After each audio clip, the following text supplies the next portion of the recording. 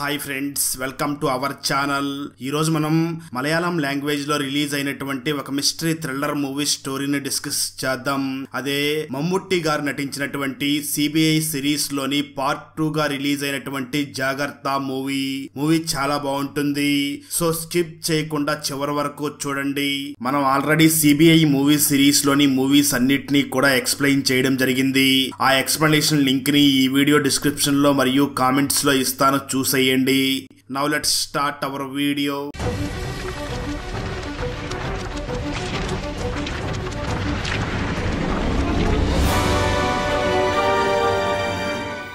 Open చేస్తే movie starting scene లోనే మద్రాస్ ని చూపిస్తారు. ఒక సినిమా యాక్ట్రెస్ అయినటువంటి అస్వాతి ఇంటి ముందు చాలా మంది జనాలు గుమికూడి మేము మేడం ని చూడాలి అని గొడవలు చేస్తూ ఉంటారు. కానీ అక్కడ ఉన్న సెక్యూరిటీ మాత్రం వాళ్ళనెవ్వరిని కూడా లోపలికి వెళ్ళనివ్వకుండా అడ్డుకుంటూ ఉంటారు. సరిగ్గా అదే సమయంలో ఆ జనాల మధ్యలో నుంచి కుమార్ అనే ఒక రిపోర్టర్ డైరెక్ట్ గా ఆ సినిమా యాక్ట్రెస్ అయినటువంటి అస్వాతి ఇంట్లోకి వెళ్తాడు. ఆ రిపోర్టర్ కుమార్ అస్వాతిని చూసి, మేడం, తెలుగు తమిళ్ లాంగ్వేజెస్ మూవీస్లలో బాగా ఫేమస్ అయ్యారు, అసలు బొత్తిగా మలయాళం మూవీస్ ని మర్చిపోయారు కదా అని అడుగుతాడు. ఆ మాటలు విన్న అస్వాతి మాత్రం అలా ఏం కాదు, నేను నెక్స్ట్ చేయబోయే మూవీ మలయాళం మూవీ, ఆ మూవీ షూటింగ్ కోసం నేను కేరళకే రాబోతున్నాను అని చెప్తుంది. ఆ మాటలు విన్న కుమార్ వెంటనే అస్వాతిని చూసి, సూపర్ మేడం, మీరు లాస్ట్ మంత్ ఇచ్చిన ఆర్టికల్ చాలా సూపర్ హిట్ అయ్యి బాగా సేల్స్ జరిగాయి. నెక్స్ట్ మీరు వేరే టాపిక్ గురించి మాట్లాడడానికి వచ్చి కలవమన్నారు కదా, అందుకే వచ్చాను. నెక్స్ట్ మీరు చెప్పబోయే న్యూస్ ఆ హీరో గురించే కదా అని అడుగుతాడు. ఆ మాటలు విన్న అస్వాతి, అవును, లాస్ట్ టైం నీకు అతని పేరు చెప్పకుండా ఆర్టికల్ ఇచ్చాను, ఇప్పుడు అతని గురించి అతను చేసే చెడ్డ పనుల గురించి అందరికీ తెలియాలనుకుంటున్నాను. సో ఈసారి ఈ ఆర్టికల్ లో నేను ఆ వ్యక్తి పేరు కూడా చెప్తాను. దీనంతటికీ కారణం ఏమిటి అంటే, ఆ యాక్టర్ వల్ల ఆల్రెడీ నా ఫ్రెండ్ చనిపోయింది, ఇప్పుడు ఆ యాక్టర్ కి మ్యారేజ్ అన్నట్లుగా ఒక ఇన్విటేషన్ కూడా చూశాను, ఇంకొక అమ్మాయి జీవితం కూడా నాశనం అవ్వకూడదు, ఆ ఉద్దేశంతోనే నేను ఆ యాక్టర్ పేరుని రివీల్ చేయాలనుకుంటున్నాను. పేరు చెప్పడమే కాదు, ఆ యాక్టర్ కి సంబంధించి బయట ప్రజలకి తెలియని కొన్ని నిజాలని చెప్పాలనుకుంటున్నాను. అతను ఎవరో కాదు, యాక్టర్ విజయ్ అని చెప్తుంది. ఆ మాటలు విన్న కుమార్ వెంటనే అస్వాతిని చూసి, మీరేం చెప్తున్నారు మేడం, అతను ఒక పెద్ద సూపర్ స్టార్, అతను సినిమా రంగంలో కొన్ని కోట్లు సంపాదిస్తాడు, అతనిని చాలా మంది ఆరాధిస్తూ ఉంటారు అంటాడు. ఆ మాటలు విన్న అస్వాతి వెంటనే కుమార్ ని చూసి, నేను చెప్పే విషయాల్ని మీ పేపర్ లో వేయలేకపోతే నువ్వు ఇక్కడి నుంచి వెళ్ళిపో, నేను వేరే వాళ్ళకి ఆ విషయాలన్నీ చెప్తాను అంటుంది. దాంతో కుమార్ వెంటనే అస్వాతిని చూసి, మేడం, నాకు కొంచెం టైం ఇవ్వండి, మా ఎడిటర్ తో మాట్లాడి వచ్చి నీకు చెప్తాను అంటాడు. దాంతో కుమార్ వెంటనే పక్కకు వెళ్లి తన ఎడిటర్ కి కాల్ చేసి విషయం మొత్తం చెప్తాడు. ఆ మాటలు విన్న ఎడిటర్ కుమార్ తో, పేపర్ ఆల్రెడీ ప్రింటింగ్ స్టార్ట్ అయ్యింది, ఆ అస్వాతి గారు చెప్పేదానికి ఏవైనా ఎవిడెన్స్ ఉంటే అవి తీసుకునిరా, ఆ అస్వాతి చెప్పినట్లుగానే ఆ మ్యాటర్ ని మనం ఈ పేపర్ లో యాడ్ చేద్దామని అంటాడు. అదే సమయంలో షూటింగ్ స్పాట్ దగ్గర ఉన్న అస్వాతిని కలవడానికి మోహన్ వస్తాడు. నిజానికి అస్వాతి మరియు మోహన్ లో ప్రేమించుకుంటూ త్వరలో పెళ్లి చేసుకోబోతూ ఉంటారు. మోహన్ వచ్చి అస్వాతిని కలిసి, నేను ఒక చిన్న పని మీద మా రిలేటివ్స్ ఇంటికి వెళుతున్నాను, ఈ విషయం చెప్పడం కోసమే నీ దగ్గరకు వచ్చాను. అదే విధంగా ఇంతకు ముందు ఎవరో ఒక హీరో గురించి ఆర్టికల్ వేసావు కదా, ఎవరు అతను అని అడుగుతాడు. ఆ మాటలు విన్న అస్వాతి, త్వరలో మీకే పార్ట్ 2 లో తెలుస్తుంది అని అంటుంది. దాంతో మోహన్ అస్వాతిని చూసి, సరే, ఏ గొడవల్లోకి వెళ్లకుండా జాగ్రత్తగా ఉండు అని చెప్పి అక్కడి నుంచి వెళ్లిపోతాడు. అదే సమయంలో యాక్టర్ విజయ్ దగ్గరికి అస్వాతి చెప్పిన ఆ ఆర్టికల్ ని చదివి చాలా మంది జనం విజయ్ ఇంటి దగ్గరికి వచ్చి విజయ్ చేసే మోసాలని గురించి తెలుసుకుని విజయ్ ఇంటి ముందు అరుస్తూ తిడుతూ గొడవ చేస్తూ ఉంటారు. ఆ అస్వాతి ఇచ్చిన ఆర్టికల్ ని చదివిన విజయ్ ని పెళ్లి చేసుకోబోయే అమ్మాయి కూడా ఇలాంటి మోసగాడితో నాకు పెళ్లి వద్దు అని పెళ్లిని క్యాన్సిల్ చేస్తుంది. దాంతో విజయ్ వెంటనే కోపంతో అస్వాతి దగ్గరికి డైరెక్ట్ గా వచ్చి, నిన్ను నేను ఊరికే వదలను అని అంటాడు. ఆ మాటలు విన్న అస్వాతి మాత్రం, రోడ్డు మీద తిరిగే నిన్ను నా ఫ్రెండ్ నిన్ను కాపాడి పోషించి పెద్ద చేసింది, ఆమెను ప్రెగ్నెంట్ చేశావు, నువ్వు సూపర్ స్టార్ అయ్యాక తనని వదిలేసి వెళ్లిపోయావు, నా ఫ్రెండ్ ని చంపేసిన మోసగాడివి నువ్వు అంటూ ఆ అస్వాతి విజయ్ ని బాగా తిడుతుంది. చెప్తుంది. దాంతో విజయ్ కోపంతో అక్కడి నుంచి వెళ్లిపోతాడు. మరోపక్క పబ్లిషింగ్ కంపెనీలో ఉన్న ఎడిటర్ కి ఒక గుర్తు తెలియని వ్యక్తి కాల్ చేసి నెక్స్ట్ అశ్విని ఎవరి గురించి రాయబోతుంది అని అడుగుతాడు. దానికి ఆ ఎడిటర్ మాత్రం తను ఎవరి గురించి రాయబోతుందో మాకు కూడా క్లియర్ గా తెలియదు అని అంటాడు. అయితే కాల్ చేసిన వ్యక్తి మాత్రం తను ఎవరు అనే విషయం చెప్పకుండానే కాల్ ని కట్ చేస్తాడు. అదే సమయంలో రిపోర్టర్ కుమార్ ఎడిటర్ దగ్గరికి వచ్చి అస్వాతి నెక్స్ట్ ఎవరి గురించి ఆర్టికల్ చేయబోతుందో నీకు తెలియదా అని అంటాడు. ఆ మాటలు విన్న ఎడిటర్ వెంటనే కుమార్ ని చూసి ఏమో నాకు ఖచ్చితంగా తెలియదు, ఇప్పుడు కూడా ఎవరో ఒక వ్యక్తి కాల్ చేసి అస్వాతి గురించి అడిగాడు. ఏమో నాకు తెలిసిన ఇన్ఫర్మేషన్ ప్రకారం అస్వాతి ఆ మినిస్టర్ భార్గవ్ గురించి ఆర్టికల్ ని తయారు చేయబోతున్నట్లు ఉంది, ఏం జరుగుతుందో చూద్దామని ఎడిటర్ కుమార్ తో అంటాడు. అయితే ఇంతకు ముందు ఎవరో ఒక గుర్తు తెలియని వ్యక్తి ఎడిటర్ కి ఫోన్ చేసి అస్వాతి నెక్స్ట్ ఎవరి గురించి ఆర్టికల్ ప్రిపేర్ చేస్తుందో అడిగాడు కదా, ఆ వ్యక్తి నిజానికి ఎవరో కాదు, ఆ మినిస్టర్ భార్గవ్ పిఏనే కాల్ చేసి ఉంటాడు. ఆ మినిస్టర్ పిఏకి కాల్ చేసి అస్వాతి మన గురించి తప్పుగా ఆర్టికల్ ని రాస్తే పొలిటికల్ లైఫ్ చాలా వేస్ట్ అవుతుంది, అందరూ మన గురించి తప్పుగా అనుకుంటారు అని తన పిఏతో అంటాడు. ఆ మాటలు విన్న ఆ మినిస్టర్ పిఏ వెంటనే భార్గవ్ ని చూసి అవసరమైతే అస్వాతి కాళ్ళ మీద పడి సారీ చెప్పైనా ఇలా చెయ్యొద్దని రిక్వెస్ట్ చేద్దామని అంటాడు. ఆ మాటలు విన్న మినిస్టర్ కోపంతో వెంటనే కాల్ కట్ చేస్తాడు. మరోపక్క అస్వాతి కేరళలో షూటింగ్ చేయడం కోసం తన యూనిట్ సభ్యులు అందరితో కలిసి కేరళకి వెళ్లి ఒక హోటల్లో స్టే చేస్తూ ఉంటుంది. ఆ హోటల్లోనే ఒక వ్యక్తి న్యూస్ పేపర్ చదువుతున్నట్లుగా యాక్టింగ్ చేస్తూ ఉంటాడు. అస్వాతి ఆ హోటల్ రూమ్ నుంచి బయటికి వెళ్ళగానే హోటల్లో తను స్టే చేస్తున్న రూమ్ కీని తీసుకున్న ఆ వ్యక్తి సోప్ మీద ఆ రూమ్ కి అచ్చుని తీసుకుని వెంటనే వెళ్లి ఆ రూమ్ కి డూప్లికేట్ కీని తయారు చేయించుకుంటాడు. అయితే అదే హోటల్లో మినిస్టర్ తన ఫ్రెండ్ తో కలిసి అక్కడే స్టే చేస్తూ ఉంటాడు. అలాగే అదే సమయంలో అస్వాతి ఫ్రెండ్ కూడా హోటల్ కి వచ్చి అస్వాతిని మీట్ అయ్యి అక్కడి నుంచి వెళ్లిపోతాడు. ఆ తర్వాత ఇంతకు ముందు డూప్లికేట్ తాళంని తయారు చేయించుకున్న వ్యక్తి అస్వాతి రూమ్ లో లేదు అనుకుని వెంటనే అస్వాతి రూమ్ దగ్గరికి వెళ్లి డోర్ ని ఓపెన్ చేస్తాడు. ట్విస్ట్ ఏమిటి అంటే అప్పటికే అస్వాతి ఆల్రెడీ ఉరివేసుకుని చనిపోయి ఉంటుంది. దాంతో ఆ వ్యక్తి వెంటనే భయపడిపోయి అక్కడి నుంచి వేరొక హోటల్ కి వెళ్లి ఆ హోటల్లో ఉన్న విజయ్ దగ్గరికి వెళ్తాడు. వెంటనే విజయ్ ని చూసిన ఆ వ్యక్తి నువ్వు చెప్పినట్లుగానే అస్వాతిని కొట్టి చంపేశాను, నాకు డబ్బులు ఇవ్వు అని అడుగుతాడు. అంటే ఈ విజయ్నే ఆ అస్వాతిని చంపడానికి ఆ వ్యక్తిని పంపించారు అని మనకు క్లియర్ గా ఇక్కడ అర్థమవుతుంది. ఆ తర్వాత ఆ వ్యక్తి అక్కడి నుంచి వెళ్లిపోతాడు. ఆ తర్వాత రోజు అస్వాతి ఆత్మహత్య చేసుకుని చనిపోయింది అని ఆ న్యూస్ మొత్తం బయటికి తెలిసి జనం మొత్తం అక్కడికి వచ్చి గుమికూడి ఉంటారు. అదే సమయంలో దేవదాస్ అనే పోలీస్ ఆఫీసర్ అక్కడికి వస్తాడు. దేవదాస్ కి ఒక కొడుకు ఉంటాడు, అతని పేరు సత్యవదాస్. దేవదాస్ వెంటనే అక్కడికి వచ్చి ఆ అస్వాతి డెడ్ బాడీని పరిశీలించి ఆ రూమ్ మొత్తం కూడా బాగా చెక్ చేస్తాడు. అప్పుడే తనకి ఆ రూమ్ లో ఒక బ్యాగ్ నిండా డబ్బులు ఉంటాయి, అలాగే రూమ్ లో ఇంటి కీస్ కూడా ఉంటాయి. వీటన్నిటిని చెక్ చేసిన దేవదాస్ ఇది ఖచ్చితంగా ఆత్మహత్య అని డిసైడ్ అవుతాడు. ఆ తర్వాత దేవదాస్ వెంటనే ఆ అస్వాతిని మీట్ అయినటువంటి ఎడిటర్ ని, కుమార్ ని, ప్రొడ్యూసర్ ని అందరినీ కూడా ఎంక్వైరీ చేస్తాడు. కానీ వాళ్ళెవరో కూడా మాకేమీ తెలియదు అని చెప్తారు. ఆ మాటలు విన్న దేవదాస్ వెంటనే ఎడిటర్ మరియు కుమార్ ని చూసి అసలు అస్వాతి నెక్స్ట్ ఎవరి మీద ఆర్టికల్ ని రాయాలనుకుంటుంది అని అడుగుతాడు. దానికి వారు మాత్రం మాకేమీ తెలియదు సార్ అని అంటారు. అయితే దేవదాస్ మాత్రం వాళ్ళని చూసి నిజం చెప్పండి అని అడుగుతాడు. దాంతో ఎడిటర్ వెంటనే దేవదాస్ ని చూసి నాకు తెలిసి ఆ అస్వాతి ఆ మినిస్టర్ గురించే చెప్పాలనుకుంది, ఊరు మొత్తానికి తెలుసు కదా, ఆ మినిస్టర్ కి అస్వాతికి మధ్య చాలా గొడవలు ఉన్నాయి అని అంటాడు. ఆ తర్వాత దేవదాస్ వెంటనే అస్వాతి బాయ్ ఫ్రెండ్ అనేటువంటి సురేష్ ని పిలిచి తనని ఎంక్వైరీ చేస్తాడు. సురేష్ కూడా దేవదాస్ ని చూసి అసలు అస్వాతి ఎందుకు ఇలా చేసిందో నాకు కూడా తెలియదు, అది సరే నన్ను అర్జెంట్ గా ఎంక్వైరీ చేయండి, నాకు చెన్నైలో షూటింగ్ ఉంది, నేను త్వరగా అక్కడికి వెళ్ళాలి అని అంటాడు. ఆ మాటలు విన్న దేవదాస్ వెంటనే సురేష్ ని చూసి ఈ కేసు మొత్తం క్లారిటీ వచ్చేంత వరకు ఇక్కడి నుంచి బయటికి వెళ్ళడానికి వీల్లేదు అని దేవదాస్ సురేష్ కి చెప్తాడు. కొంత సమయం తర్వాత కానిస్టేబుల్ ఆ దేవదాస్ దగ్గరికి వచ్చి సార్ ఈ హోటల్ కి మినిస్టర్ వచ్చి వెళ్ళినట్లుగా ఇక్కడ పనిచేసే వాళ్ళు నాకు చెప్పారు అని అంటాడు. దాంతో దేవదాస్ వెంటనే ఆ హోటల్లో పనిచేసే వాళ్ళని పిలిచి ఎంక్వైరీ చేస్తాడు.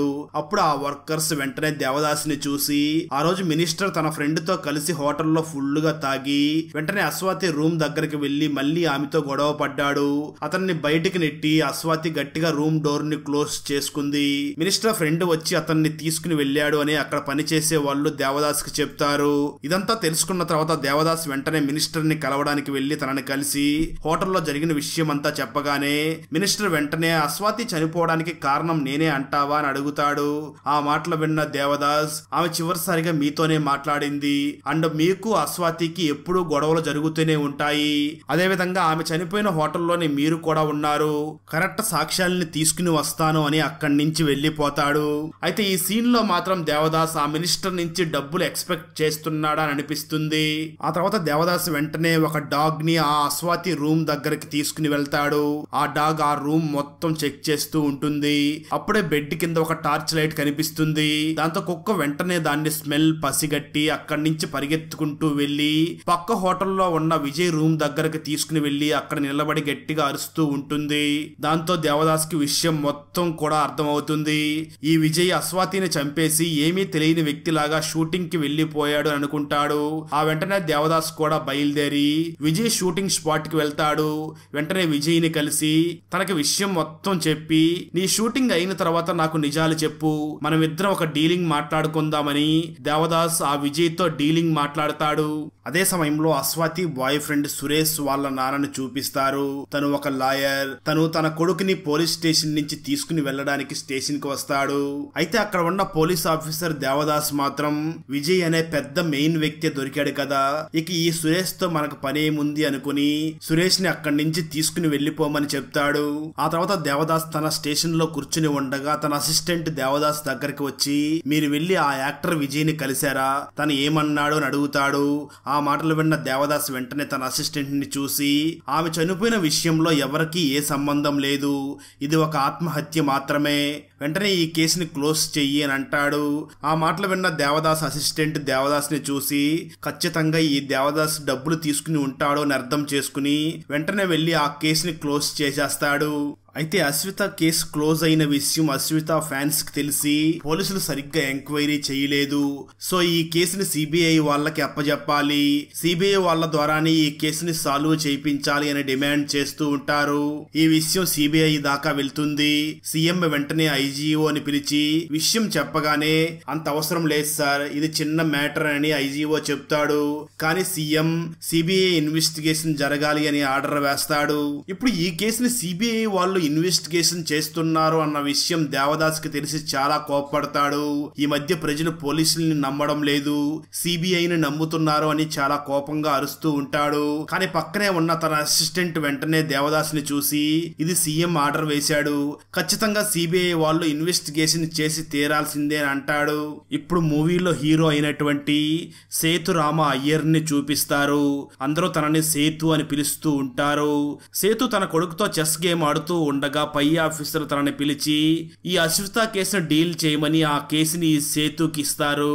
దాంతో సేతు, చాకో మరియు విక్రమ్ ఈ ముగ్గురు కలిసి ఎక్కడైతే అశ్విత స్టే చేసిందో ఆ మద్రాసులో ఉన్న ఆ ఇంటి దగ్గరికి బయలుదేరతారు.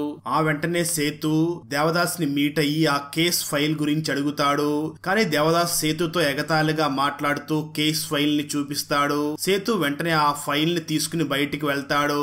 ఆ ఫైల్ ని ఓపెన్ చేయగానే ఆ ఫైల్లో అశ్విత చీర ఉంటుంది. ఆ చీర అంతా కూడా మరకలు కనిపిస్తాయి. మరోపక్క విక్రమ్ మద్రాసులో ఆ అశ్విత ఇల్లు మొత్తం ఎంక్వైరీ చేయగా తనకి ఏ ఎవిడెన్స్ దొరకదు. దాంతో విక్రమ్ వెంటనే సేతుకు కాల్ చేసి ఏ ఎవిడెన్స్ దొరకలేదు అని చెప్తాడు.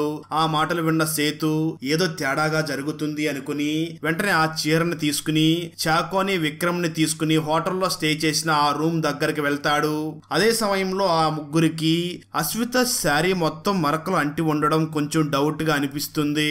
సేతు వెంటనే విక్రమ్ ను చూసి నువ్వు వెంటనే వెళ్లి ఆ బెడ్ మీద ఒక స్టూల్ వేసి దాని మీదకి ఎక్కి ఆ ఫ్యాన్ హుక్ ని పట్టుకో అని చెప్తాడు. దాంతో విక్రమ్ వెంటనే బెడ్ మీద ఒక స్టూల్ వేసి దాని మీదకి ఎక్కి ఆ ఫ్యాన్ హుక్ ని పట్టుకోవడానికి ట్రై చేస్తాడు. కానీ ఆ ఫ్యాన్ హుక్ కొంచెం హైట్ గా ఉంటుంది. సేతు వెంటనే విక్రమ్ ని ఆ స్టూల్ మీద మరొక స్టూల్ వేసుకుని ఆ ఫ్యాన్ హుక్ పట్టుకోవడానికి ట్రై చెయ్యి అని అంటాడు. దాంతో విక్రమ్ అలాగే చేస్తాడు. అప్పుడు విక్రమ్ కి ఆ ఫ్యాన్ హుక్ ఈజీగా అందుతుంది. సేతు విక్రమ్ ని కిందకి దిగమని చెప్పి వెంటనే తన దగ్గరికి వెళ్లి నీ హైట్ ఎంత అని అడుగుతాడు. దానికి విక్రమ్ నా హైట్ 5.9 అని చెప్తాడు. సేతు వెంటనే విక్రమ్ ని చూసి మరి ఆ అశ్విత హైట్ ఎంత ఉండవచ్చు అని అడుగుతాడు. దానికి విక్రమ్ అశ్విత హైట్ 5.5 ఉండవచ్చు అని అంటాడు. దాంతో సేతు వెంటనే విక్రమ్ ను చూసి 5.9 హైట్ ఉన్న నీకే ఆ ఫ్యాన్ హుక్ అందలేదు, మరి ఆ అశ్వితకి ఎలా అంది ఉంటుంది అంటే ఖచ్చితంగా ఇది మర్డర్ కేస్, ఆత్మహత్య కాదు అని అంటాడు సేతు. దాంతో సేతు వెంటనే దేవదాస్ ని మరియు పోస్ట్ మార్టం చేసిన డాక్టర్ ని మీట్ అవుతాడు. వెంటనే దేవదాస్ కి విషయం మొత్తం చెప్పగానే ఏదో కవర్ చేసే మాటలు చెప్తూ ఉంటాడు దేవదాస్. కానీ అదే సమయంలో అక్కడికి డాక్టర్ వచ్చి అశ్విత అది మర్డర్ కాదు, అది నిజంగా ఆత్మహత్య మాత్రమే, ఎందుకంటే ఆమె మెడకి చీర మడతలు కూడా కనిపిస్తున్నాయి, నాలుగు బయటకు వచ్చింది, కళ్ళు పెద్దవయ్యాయి, అలా ఉరి వేసుకున్నప్పుడు మాత్రమే జరుగుతూ ఉంటాయి. అలాగే కొంతమంది యూరిన్ పాస్ చేస్తారు, భయంతో కొంతమందికి మోషన్ కూడా అవుతుంది అని చెప్తాడు డాక్టర్.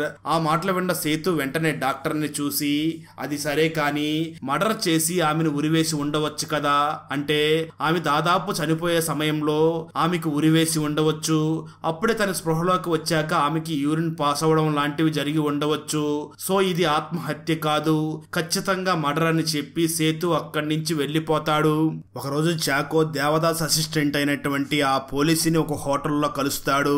అప్పుడు ఆ అసిస్టెంట్ వెంటనే చాకోని చూసి మినిస్టర్ కి మరియు అశ్వితకి ఎప్పుడూ గొడవలు జరుగుతూ ఉండేటివి, ఆ అశ్విత చనిపోయినప్పుడు ఈ మినిస్టర్ కూడా అదే హోటల్లో ఉన్నాడు, ఆ తర్వాత మేము డాగ్ ని పెట్టి ఎంక్వైరీ చేసినప్పుడు ఆ డాగ్ పక్క హోటల్లో స్టే చేస్తున్న యాక్టర్ విజయ్ రూమ్ దగ్గరికి వెళ్లి అరిసింది, ఈ విషయాలన్నీ కూడా దేవదాస్ మీకు చెప్పొద్దు అన్నాడు అని జరిగిన నిజాలన్నీ కూడా దేవదాస్ అసిస్టెంట్ చాకోకి చెప్పేస్తాడు. దాంతో చాకో వెంటనే దేవదాస్ అసిస్టెంట్ కి థ్యాంక్స్ చెప్పి వెంటనే సేతుకు ఫోన్ చేసి ఈ విషయాలన్నీ కూడా చెప్తాడు.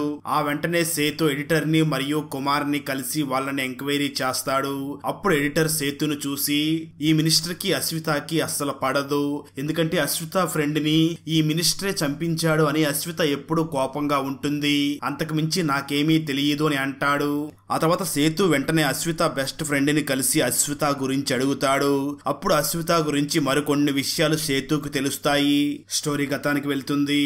ఒకరోజు అశ్విత ఎప్పట్లాగే సినిమా షూటింగ్ లో ఉంటుంది. ఆ సినిమాకి ప్రొడ్యూసర్ గా ఈ మినిస్టరే ఉంటాడు.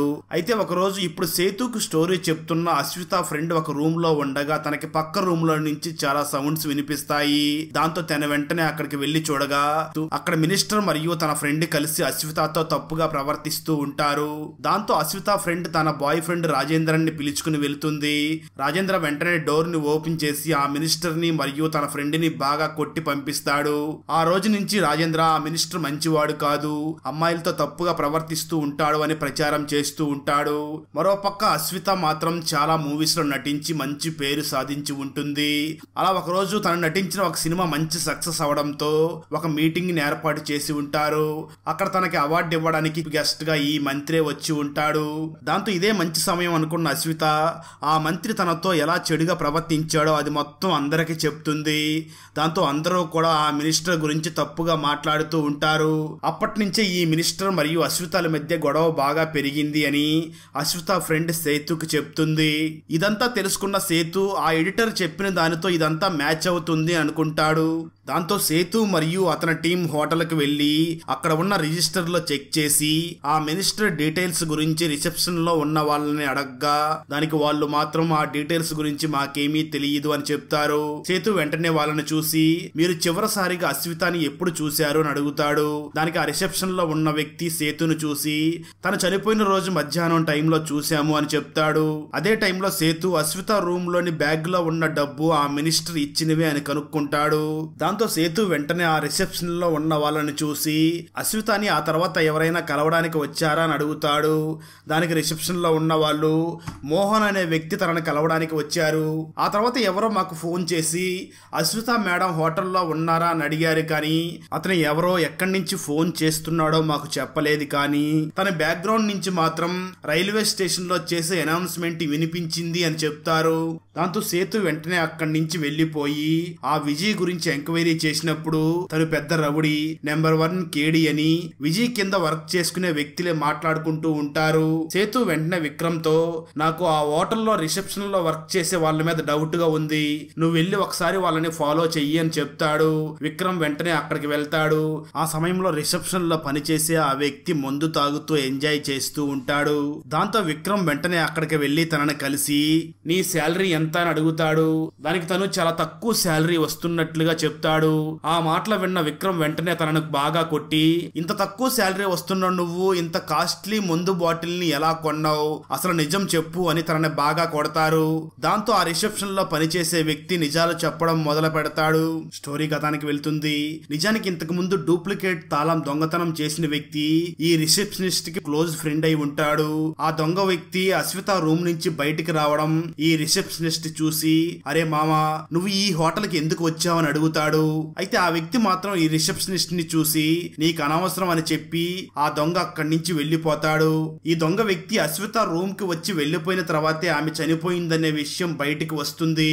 అయితే అశ్విత చనిపోయిన 3 రోజుల తర్వాత ఈ దొంగ వ్యక్తి ఆ రిసెప్షనిస్ట్ దగ్గరికి వచ్చి తనని కలిసి తనకి కొంత మనీ ఇచ్చి, ఈ విషయం బయటకు వస్తే నిన్ను చంపేస్తాను అని బెదిరించి వెళ్లిపోతాడు. అలా జరిగింది మొత్తం ఆ రిసెప్షనిస్ట్ సేతుకి మరియు తన టీం కి చెప్తాడు. స్టోరీ ప్రజెంట్ కి వస్తుంది. దాంతో సేతు వెంటనే ఆ దేవదాస్ దగ్గరికి వెళ్లి తనకు జరిగిందంతా చెప్తాడు. కానీ పోలీసుల టీం మాత్రం సిబిఐ వాళ్ళకి హెల్ప్ చేయడానికి రెడీగా ఉండరు. దాంతో సేతు మేమే ఈ కేసుని డీల్ చేస్తామని చెప్పి అక్కడి నుంచి వెళ్లిపోతాడు. అదే సమయంలో కొంతమంది పోలీసులు ఆ దొంగ ఇంటికి వెళ్లి ఆ దొంగని అరెస్ట్ చేసి తీసుకుని వెళ్లిపోతారు. కొంత సమయం తర్వాత ఆ దొంగ ఇంటి దగ్గరికి సేతు అండ్ టీం వచ్చి ఆ దొంగని ఆల్రెడీ పోలీసులు తీసుకుని వెళ్లిపోయారు అని తెలిసి సేతు అండ్ టీం ఆ పోలీస్ జీప్ ని చేజ్ చేస్తారు. నిజానికి అక్కడికి వచ్చిన ఆ పోలీసులు ఆ దొంగని చంపాలి అనుకుంటూ ఉంటారు. సరిగ్గా అదే సమయంలో సేతు అక్కడికి వెళ్లి ఆ జీప్ నాపి అక్కడ ఉన్న వాళ్ళు దొంగ పోలీసులు అర్థం చేసుకుని వాళ్ళని బాగా కొట్టి ఆ దొంగను పట్టుకుని తనని స్టేషన్ కి తీసుకుని వెళ్లి తనని ఎంక్వైరీ చేస్తాడు. అయితే మొదట ఆ దొంగ నాకేమీ తెలియదు అని బుకాయిస్తాడు. కానీ ఆ తర్వాత జరిగిన నిజం చెప్పడం మొదలు పెడతాడు. నేను నిజానికి అశ్వితాని చంపడం కోసం ఆ రూమ్ లోకి వెళ్ళాను. అప్పటికే అశ్విత చనిపోయి ఫ్యాన్ కి వేలాడుతూ ఉంది. అది మాత్రమే నాకు తెలుసు. అంతేకాని నేను మాత్రం అశ్వితాని చంపలేదు అని చెప్తాడు. దాంతో సేతు వెంటనే విజయ్ ని కూడా పిలిపించి తనని కూడా ఎంక్వైరీ చేస్తాడు. విజయ్ కూడా సేతును చూసి ఈ అశ్విత చనిపోవడానికి నాకు ఎటువంటి సంబంధం లేదు అని చెప్తాడు. ఇప్పుడు సేతుకి ఈ కేసు మీద ఒక క్లారిటీ వస్తుంది. దాంతో సేతు వెంటనే తన పై అధికారి దగ్గరికి వెళ్లి తనను కలిసి తనకు పూర్తిగా వివరిస్తాడు. ఆ మాటలు విన్న సేతు పై అధికారి సేతును చూసి, నేను నిన్ను పూర్తిగా నమ్ముతాను, నువ్వు ఎప్పుడూ కరెక్ట్ గానే చేస్తావు, నువ్వు ఒక మంచి సిబిఐ ఆఫీసర్వి అని సేతుని బాగా మెచ్చుకుంటాడు. అలాగే ఆ ఆఫీసర్ సేతును చూసి ఈ కేసు కంప్లీట్ అయ్యే వరకు నేను నీకు పూర్తిగా సహాయం చేస్తాను అని చెప్తాడు. ఆ మాటలు విన్న సేతు తన పై అధికారికి థ్యాంక్స్ చెప్పి అక్కడి నుంచి వచ్చేస్తాడు. ఆ తర్వాత సేతు విజయ్ అశ్వితాని చంపకపోతే మరి ఎవరు చంపి ఉంటారు అని వెంటనే అశ్విత ఇల్లు ఉన్న మద్రాస్ కు వచ్చి మద్రాస్ లో అశ్విత ఇంటి మొత్తాన్ని కూడా చెక్ చేస్తూ ఉంటాడు. అప్పుడే సేతుకి ఇంట్లో ఒక ఆల్బమ్ దొరుకుతుంది. ఆ ఫొటోస్ లో ఎక్కడా కూడా అశ్విత శారీ కట్టి ఉండదు. దాంతో సేతు వెంటనే ఆ ఇంట్లో ఉన్న ఒక ముసలావిడ దగ్గరికి వెళ్లి మీ అమ్మగారు అసలు శారీ కట్టుకోరా అని అడుగుతాడు. ఆ మాటలు విన్న ఆ ముసలామి వెంటనే సేతును చూసి మా మేడం గారికి చీర కట్టుకోవడం నచ్చదు, సినిమాల్లో కూడా చీర కట్టుకోదు అని చెప్తుంది. దాంతో సేతు వెంటనే ఆ శారీని తీసుకుని ఆ సిటీలో ఉన్న షాప్స్ దగ్గర అన్నిటికీ వెళ్లి ఎంక్వైరీ చేస్తాడు. అలా ఫైనల్ గా సేతు ఆ శారీని కొన్న షాప్ దగ్గరికి వెళ్లి అడగ్గా ఆ షాపు ఓనర్ సేతును చూసి ఒక వ్యక్తి రాత్రి 9 గంటల సమయంలో వచ్చి ఈ శారీని కొనుక్కుని వెళ్ళాడు అని చెప్తాడు. దాంతో సేతు వెంటనే ఆ షాపు ఓనర్ ని చూసి అతన్ని చూస్తే నువ్వు గుర్తు పట్టగలవా అని అడుగుతాడు. దానికి ఆ షాపు ఓనర్ కూడా అవును, నేను ఖచ్చితంగా గుర్తుపడతాను అని చెప్తాడు. దాంతో సేతు వెంటనే ఆ తర్వాత రోజు కేసుతో సంబంధం ఉన్న అందరినీ స్టేషన్ కి పిలిపిస్తాడు. వాళ్ళందరినీ కూడా ఆ షాపు ఓనర్ కు చూపించి వీళ్ళల్లో ఎవరైనా నీ షాపుకు వచ్చి ఆ శారీని కొన్నారా అని అడుగుతాడు. కానీ ఆ షాపు ఓనర్ వాళ్ళందరినీ చూసి వీళ్ళల్లో ఎవరో కాదు అని చెప్తాడు. దాంతో సేతు వీళ్ళెవరో కాకపోతే ఇంకెవరు వచ్చి ఉంటారని ఆలోచిస్తూ వాళ్ళందరినీ కూడా అక్కడి నుంచి పంపించేస్తాడు. అప్పుడే సేతుకి ఆ రిసెప్షనిస్ట్ చెప్పిన మాటల్లో ఎవరో ఒక వ్యక్తి కాల్ చేశాడు, బ్యాక్గ్రౌండ్ లో రైల్వే అనౌన్స్మెంట్ వినిపిస్తుంది అని చెప్పిన మాటలు గుర్తుకు వచ్చి వెంటనే స్టేషన్ కి వెళ్లి అక్కడ ఎంక్వైరీ చేస్తాడు. రైల్వే స్టేషన్ లో రాత్రి 9 గంటల సమయంలో ఎవరు ఇక్కడి నుంచి కాల్ చేశారా అని ఎంక్వైరీ చేస్తాడు. వెంటనే అక్కడి నుంచి బయటకు వచ్చి ఆటో స్టాండ్ లో కూడా రాత్రి 9 గంటల సమయంలో అశ్విత హోటల్ దగ్గరికి ఎవరు వెళ్లారా అని ఎంక్వైరీ చేస్తాడు. అదే సమయంలో సేతుకి అక్కడ ఒక వ్యక్తి అశ్విత మేడం హోటల్ దగ్గరికి వెళ్ళినట్లుగా తెలుస్తుంది. సేతు వెంటనే ఆ ఆటో డ్రైవర్ ని పట్టుకుని ఎంక్వైరీ చేస్తాడు. అప్పుడు తెలిసే ట్విస్ట్ ఏమిటి అంటే నిజానికి అశ్విత బాయ్ ఫ్రెండ్ ఫ్రెండే అశ్వితాని చంపాడు అని తెలుస్తుంది. సేతు వెంటనే అశ్విత బాయ్ ఫ్రెండ్ ని అరెస్ట్ చేసి స్టేషన్ కి తీసుకుని వస్తాడు. సేతు బాయ్ ఫ్రెండ్ వాళ్ళ నాన్న ఒక లాయర్ కావడంతో వెంటనే స్టేషన్ కి వచ్చి ఏ ఆధారాలతో నా కొడుకుని అరెస్ట్ చేశారు అని క్వశ్చన్ చేస్తాడు. సేతు వెంటనే సురేష్ వాళ్ళ నాన్న అదే అశ్విత బాయ్ ఫ్రెండ్ వాళ్ళ నాన్నని చూసి అశ్వితాని రాత్రి 9 గంటలకు కలిసింది నీ కొడుకే, అదే విధంగా పోస్ట్ మార్టం లో అశ్విత రాత్రి 9 గంటల నుంచి 9:30 గంటల మధ్యలో చనిపోయింది, అంటే ఖచ్చితంగా నీ కొడుకే చంపి ఉంటాడు అని అంటాడు. ఆ మాటలు విని కోపం తెచ్చుకున్న లాయర్ వెంటనే సేతును చూసి చాలా కోపంతో నా కొడుకు ఈ పని చెయ్యలేదు అని అరుస్తాడు. అప్పుడు సేతు నాకు ఈ విషయం తెలుసు అని నవ్వి వెంటనే ఆ స్టేషన్ కి అశ్విత బాయ్ ఫ్రెండ్ వాళ్ళ నాన్న అసిస్టెంట్ ని పిలుస్తాడు. తన అసిస్టెంట్ ని స్టేషన్ లో చూసిన అశ్విత బాయ్ ఫ్రెండ్ వాళ్ళ నాన్న షాక్ అవుతాడు. నిజానికి సేతు ముందుగానే ఆ లాయర్ అసిస్టెంట్ ని కలిసి తన ద్వారా నిజం మొత్తం తెలుసుకుని ఉంటాడు. కేవలం సరైన సాక్ష్యాల కోసం, అలాగే జరిగిన నిజాన్ని ఆ లాయర్ చేత చెప్పించడం కోసమే సేతు ఇన్ని రోజులు వెయిట్ చేసి ఉంటాడు. స్టోరీ గతానికి వెళ్తుంది. ఈ లాయర్ ఒక రోజు డ్యూటీలో ఉన్నప్పుడు ఒక లేడీ డివోర్స్ కోసం ఇతని దగ్గరికి వస్తుంది. డివోర్స్ తో పాటు ఈ లాయర్ ఆమెతో తప్పుగా బిహేవ్ చేసి తనని ప్రెగ్నెంట్ ని చేస్తాడు. ఆమె కూడా ఇతనితోనే ఫ్యామిలీ కంటిన్యూ చేస్తుంది.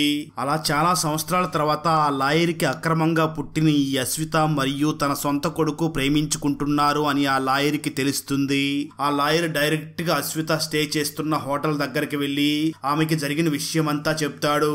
కానీ అశ్విత మాత్రం తన బాయ్ ఫ్రెండ్ ని రిజెక్ట్ చెయ్యదు. దాంతో ఈ లాయర్ కి కోపం వచ్చి ఆమెకి మత్తు ముందు ఇంజెక్షన్ ఇచ్చి పిల్లో మొహానికి పెట్టి చంపాలి అని చూస్తాడు.